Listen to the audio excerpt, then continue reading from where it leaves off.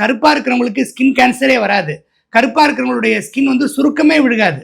ஏன்னா இந்த மெலானின் அதிகமாக இருந்துச்சுன்னா அது வந்து நமக்கு ஸ்கின்ல கேன்சர். இப்போ இருக்கிறதுலே மோசமான கேன்சர் வந்து இந்த ஸ்கின் கேன்சர் தான். மெலிக்னன்ட் மெலனோமான்னு சொல்கிறோம் இல்லையா, அதை டயக்னோஸ் பண்ணி ஒருத்தருக்கு வந்து 3-4 மாதத்துக்கு மேலே அவங்க உயிரோடு இருக்கிறதே பெரிய ஆச்சரியம்.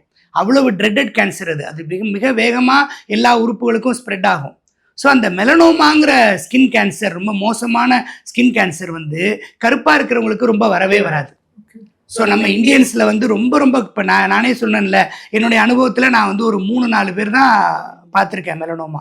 ஸோ அதனால் ஆனால் இதே ஒரு ஆஸ்திரேலியாலேயோ இல்லை ஒரு யூரோப்பியன் கண்ட்ரிலையோ இல்லை வேறு எந்த ஒரு வெள்ளையர்கள் அதிகமாக இருக்கக்கூடிய நாட்டில், மெலானின் கம்மியாக ஸ்கின்ல இருக்கக்கூடியவங்க இருக்கிற நாட்டில் இந்த மெலனோமா ரொம்ப காமன். ஒருத்தருக்கு வந்து ஒரு உடம்புல 2-3 மெலனோமா ஸ்பாட் கூட இருக்கும். ஸோ அவங்க ரெகுலராக ஸ்கின் டாக்டர்கிட்ட வர்றதே இந்த மெலனோமா செக்கிங்காக தான் வருவாங்க. ஸோ அதனால் அது எவ்வளோ ஆபத்தான விஷயம் பாருங்கள். நம்மளுடைய கலர் வந்து நமக்கு எவ்வளோ உயிருக்கு எவ்வளோ ஒரு பாதுகாப்பு கொடுக்குது. அப்போ கடவுள் வந்து நமக்கு ரொம்ப ஒரு பிளஸ்டு ஸ்கின் கலர் கொடுத்துருக்காரு. ரெண்டாவது வந்து நம்ம டேன் ஆகுமே ஒழிய